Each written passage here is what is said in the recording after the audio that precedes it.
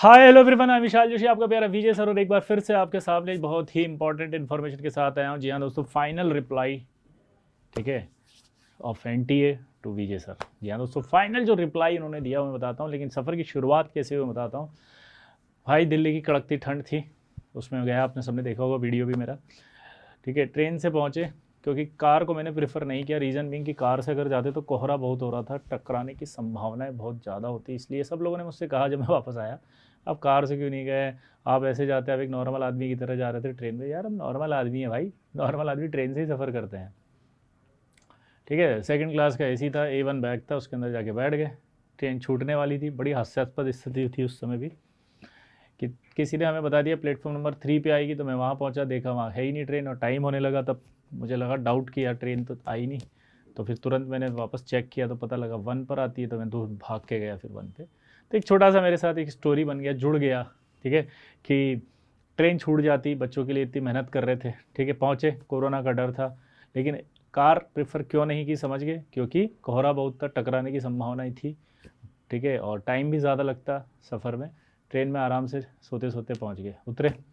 30 तारीख को प्रयास किया, लेकिन जो है वो नहीं हो पाया, प्रयास सफल, शायद जिनसे मिलना था वो उस समय अवेलेबिलिटी का इशू था। 31 तारीख थी, फिर से डर लगा, 31 है, एक तो 31 डर लगा, और दूसरा सैटरडे था, तो मुझे यही डर लगा कि यार 31 है और सैटरडे पता नहीं क्या होगा। तो बात की तो पता चला कि नहीं, आप अवेलेबल हैं और आइए। वहाँ गए तो एक और इमेजिनेशन थी कि यार एनटी का ऑफिस कैसा होता है, तो मैं आपको बता दूं, इस तरह का एक पूरा का पूरा ये बाहर का एरिया मॉल टाइप से है, ये पूरी बिल्डिंग है, इसमें बहुत सारे गवर्नमेंट के ऑफिसेज हैं, फ्लोर है एक तरह से, फ्लोर वाइज ऑफिस है।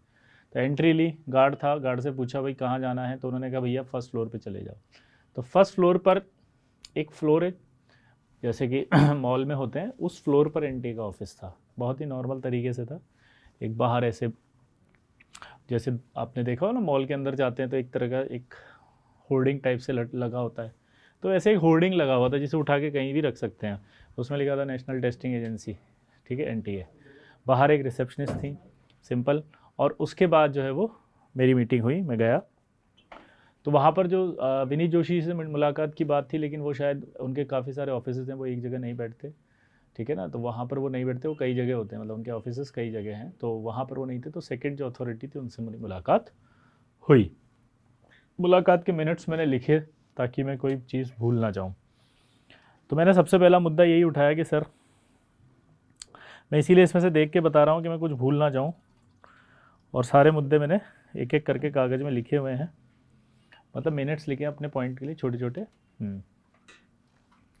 मैंने पहला मुद्दा ये उठाया कि सर 75% क्राइटेरिया आपको हटाना चाहिए, सर 75% क्राइटेरिया मत रखिए। तो उन्होंने बोला यार देखो, 75% जो क्राइटेरिया है ना, वो हमने हटाया है, उसका रीज़न सिर्फ एक है कि गवर्नमेंट ने कहा था कि प्री कोविड 75% क्राइटेरिया लगाया है, मतलब पहले जो था उससे चेंज करके, है ना, उसका एक ही रीज़न दिया कि गवर्नमेंट ने हमें स्ट्रिक्टली आदेश दिया है कि 75% क्राइटेरिया और 20% वाली या जो भी चीज़ें ऐसी है, उसकी जगह उन्होंने एक इंस्ट्रक्शन दिया था गवर्नमेंट ने कि प्री कोविड सिचुएशन चाहिए as it is, academic calendar को इम्प्रूव करना है। तो मैंने बात की, मैंने कहा सर ऐसा ऐसा है कि कुछ इश्यूज़ होते हैं 75% के, तो उसके अंदर दिक्कत ये है कि कुछ बच्चे जिनका परसेंटेज कम है वो एग्ज़ाम ही नहीं दे पाएंगे, तो फिर कैसे होगा। कुछ बच्चे तो ये सोच रहे कि हम एग्ज़ाम क्यों दे, जब हमारा कुछ होगा ही नहीं। तो देखो, आप स्टेप बाय स्टेप मैं आंसर देता हूँ। पहला उन्होंने कहा कि देखो यार, 75% क्राइटेरिया मुझे पता है बहुत सेंसिटिव है, और ये ऐसा सेंसिटिव मुद्दा है कि इस पर हम कुछ नहीं बोल सकते, हम तो सिर्फ गवर्नमेंट के आदेश की पालना कर रहे हैं, जो आएगा वहाँ से आएगा, और गवर्नमेंट ने स्ट्रिक्टली बोला हुआ है, ठीक है, कि हमें प्री कोविड सिचुएशन चाहिए। मैंने फिर इस पर मुद्दा उठाया, मैंने कहा सर आप 75% की बात कर रहे हो, PIL लगा हुआ है तो मुंबई हाई कोर्ट में, ठीक है। तो बोला कि हाँ, कोई भी याचिका दायर करना इजी होता है, लेकिन अगर उसे कोर्ट एक्सेप्ट करता है तभी होता है वो, तो कोर्ट एक्सेप्ट करेगा तभी होगा ये, कोर्ट ने एक्सेप्ट नहीं किया है। तो बोला कोर्ट ने एक्सेप्ट नहीं किया, अच्छा ये 31 दिसंबर का कॉन्वर्सेशन है, तो प्लीज़ जो वीडियो सुनने वाले बच्चे हैं वो ध्यान से सुने कि इन बिटवीन कुछ चेंजेस हो सकते हैं, क्योंकि मुझे ये कहा था उन्होंने कि 2 जनवरी को शायद ये बात आएगी, और कल मुझे कुछ बच्चों ने बोला भी सही कि शायद वो एक्सेप्ट हो गया है और 4 जनवरी को उसकी सुनवाई है। पर मैं आपको जो भी कॉन्वर्सेशन कर रहा हूँ प्लीज़ ध्यान से सुनिएगा, क्योंकि कुछ बच्चे नहीं सुनते और फिर उसमें रिप्लाई करके कमेंट कर देते हैं। तो मैं आपको बता रहा हूँ 31 दिसंबर की कन्वर्सेशन चल रही है, उस इन बिटवीन जो चीज़ें बीच में हुई हैं वो हो सकता है और लेटेस्ट अपडेट हो। अब 31 के बाद क्या हुआ ये अपने को नहीं पता, तो 31 के तक का जो अपडेट है वो मैं आपको शेयर कर रहा हूँ। मैंने मिनट्स ऑफ मीटिंग बना ली, जैसा कि मैंने अभी पहले भी बोला। तो पहला सवाल मैंने वही किया था कि 75% थी, तो उन्होंने क्या कहा सुनते जाना। पहला तो 75% मैंने कहा रिमूव करो, तो उन्होंने कहा देखो रिमूव नहीं हो गई, गवर्नमेंट से ऊपर से आया है, रिमूव नहीं होगा फर्स्ट।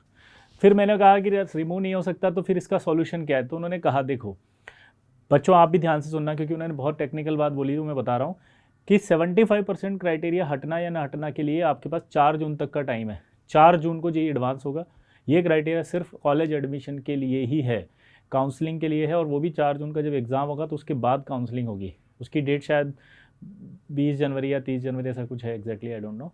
तो वहाँ तक का आपके पास एक टाइम है जिसमें गवर्नमेंट के पास भी समय है या कोर्ट के पास भी समय है। PIL जो आपकी लगाई गई थी मैं आपको बता दूं, उस समय तक 31 दिसंबर तक वो एक्सेप्ट नहीं हुई थी। जैसा कि उन्होंने कहा कि 2 जनवरी तक शायद वो बात आएगी, तो ऐसा बच्चों ने बताया कि 2 जनवरी को वो हो गई है एक्सेप्ट, 4 जनवरी को सुनवाई, यानी कि कल सुनवाई है। तो जो भी होगा वो तो कोर्ट फैसला करेगी। अभी की अपडेट ये है कि उन्होंने कहा 75% क्राइटेरिया नहीं हटेगा। फिर मैंने कहा पोस्टपोन कर दो सर, कोविड आ रहा है, तो मुस्कुराने लगे और बोला देयर इज़ नो इफेक्ट, ठीक है ना, ऑफ कोविड।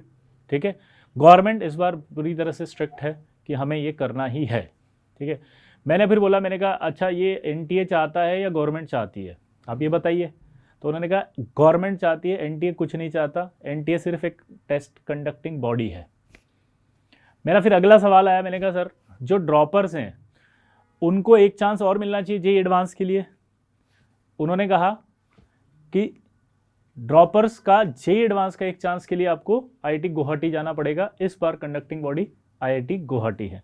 तो NTA का इस पर कोई जवाब नहीं था, इसलिए जो भी बच्चे कमेंट बॉक्स में लिख रहे हैं कि आप वो बोलते, तो वो मैंने बता दिया आपको कि उन्होंने क्या कहा। पोस्टपोन करने के लिए जब मैंने कहा तो हंसने लगे कि पोस्टपोन नहीं होगा, क्योंकि गवर्नमेंट नहीं चाहती कि पोस्टपोन हो और एग्ज़ाम चाहती है कि उसी डेट्स पर हो, क्योंकि गवर्नमेंट का इंस्ट्रक्शन क्लियर है, प्री कोविड सिचुएशन चाहिए उन्हें। तो उन्होंने बार बार मुझसे यही कहा कि देखिए आप, मैंने उनसे बोला, मैंने कहा सर अब बच्चों को मैं क्या बोलूँ ये तो बताइए।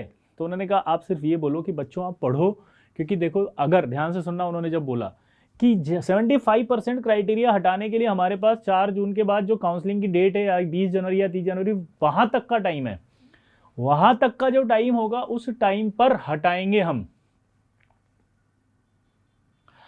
और गलती से जिस बच्चे ने अभी एग्जाम नहीं दिया ये सोच के कि उसका तो 74% ही है, 74.9 है, मैं जेईई मेंस क्यों दूं, और उसने नहीं दिया, और मान लीजिए ये क्राइटेरिया हट गया 3 महीने बाद, तो उसका बहुत बड़ा नुकसान हो जाएगा, क्योंकि वो एग्जाम ही नहीं दिया उसने, तो अब क्या कर सकता है वो। तो पहली बात उन्होंने कहा कि जो भी बच्चों को कन्फ्यूजन हो उनको एक दूर करिए आप, एग्ज़ाम देने में 75% क्राइटेरिया का कोई रोल नहीं है। एग्ज़ाम तो आप चाहे 70 हो चाहे 60 हो दे सकते हो, कॉलेज जब मिलेगा तब आपको दिक्कत होगी, वो भी तब जब 75% क्राइटेरिया लागू रहेगा। दूसरी बात बोली, इन केस 2 ही पॉसिबिलिटी हो सकती है, उन्होंने कहा या तो हटेगा या नहीं हटेगा। तो मैंने क्वेश्चन किया, मैंने कहा अगर नहीं हटता है तो फिर उनका करियर खराब हो जाएगा। तो उन्होंने कहा गलत, 75% NITs के कॉलेजेस के लिए हैं। 22 स्टेट उन्होंने मुझे बताया जहां पर जो इंजीनियरिंग कॉलेजेस हैं वहां पर 75% क्राइटेरिया की कोई ज़रूरत नहीं है। यानी NTA के अंदर जो आप एग्ज़ाम दोगे जेईई मेंस का, उसमें सिर्फ NITs के कॉलेज में 75% क्राइटेरिया होगा। बाकी जितने भी कॉलेजेस हैं वहां पर 22 कॉलेज ऐसे बताए जहां पर आपका कोई 75% क्राइटेरिया नहीं है। मैंने एक सेशन भी डाला था 7, मैंने उनसे बोला, मैंने कहा यस सर 7 कॉलेज तो मुझे भी पता है, IIIT हैदराबाद है, IIIT बैंगलोर है, धीरू भाई अंबानी वाला एक कॉलेज है, ठीक है, ऐसे काफ़ी सारे कॉलेज है, मैंने ऐसे बताया। तो उन्होंने कहा 22 स्टेट्स में ऐसे कॉलेजेस है सर। फिर मेरा कॉन्वर्सेशन हुआ, मैंने कहा सर मैं जैब से मिल सकता हूँ, ठीक है। बोला सर यहाँ पर जॉइंट अपेक्स बोर्ड जो है वो नहीं बैठता, और आपको अगर कुछ और क्वेरी है तो जो भी जेईई एडवांस का जो क्राइटेरिया होगा या कोई होगा तो वो जैब बनाती है, यानी जॉइंट एलोकेशन, ठीक है ना। वो आपके उसके जो डायरेक्टर हैं वो हैं IIT मद्रास के, ठीक है ना, उन्होंने नाम भी बताया, मैं बताता हूँ, आप उनसे बात करिए। उनका नाम है भास्कर आर मूर्ति, आईटी मद्रास के डायरेक्टर है। और उन्होंने बताया कि मुझे कि जैब के अंदर जो है वो टोटल 20 लोगों की कमेटी होती है, जो कि 3 आईटी के डायरेक्टर होते हैं, 3 एनआईटी के डायरेक्टर होते हैं, वो भी डिसाइड करते हैं। फिर उनके बाद मेरी बात आई, मैंने कहा सर टॉप 20 परसेंटाइल तो आप रखो कम से कम, उसका तो नुकसान मत करो। तो टॉप 20 परसेंटाइल के उन्होंने कहा कि बच्चों को थोड़ा सा गलत फहमी है, आप थोड़ा सा जाकर स्टडी करिए।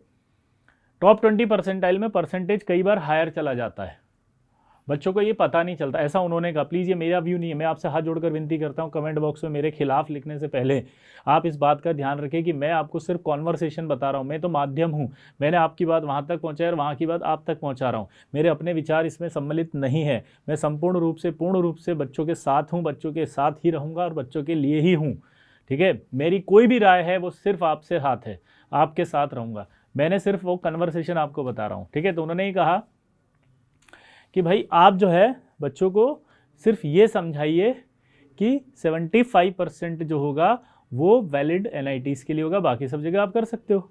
तो मैंने उनसे बोला, मैंने कहा कि जैब से मीटिंग है, तो बोला जैब से ऐसी कोई मीटिंग नहीं है और जैब का ऑफिस यहाँ नहीं होता, जैब के डायरेक्टर बैठते हैं कहाँ पर, मद्रास में। यहाँ एक सैटेलाइट ऑफिस कहते हैं ना, जिससे सिर्फ वर्किंग होती है, यहाँ पे तो एक कहने के लिए ऑफिस है उनका, तो सब अपना अलग अलग करते हैं और वहाँ से एक आपके वो होता है। फिर मैंने बोला सर बच्चों को कोई प्रॉब्लम्स आ जाती है तो उसका क्या सोल्यूशन है। तो प्रॉब्लम जो होगी उसका सोल्यूशन के लिए उन्होंने कहा कि आप मेल मत करिए, क्योंकि हमारे पास 8000 मेल पहले से पड़ी हुई है, तो मेल पर रिप्लाई करना बहुत मुश्किल हो जाता है।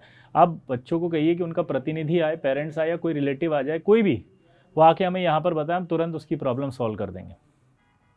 उसी समय क्या हुआ, जब डिस्कशन चल रहा था तो 30 तारीख को आपको याद होगा केमिस्ट्री ओलंपियाड या जो भी ओलंपियाड से उनकी एग्ज़ाम डेट आई थी, मतलब सिलेक्शन हो गया था और सेकंड लेवल का जो एग्ज़ाम था उसकी डेट आई। तो मैंने ये मुद्दा भी उठाया, लेटेस्ट, जो बच्चे सुन रहे हैं ध्यान से सुनना, बिल्कुल लेटेस्ट मुद्दा है जो मैंने उठाया।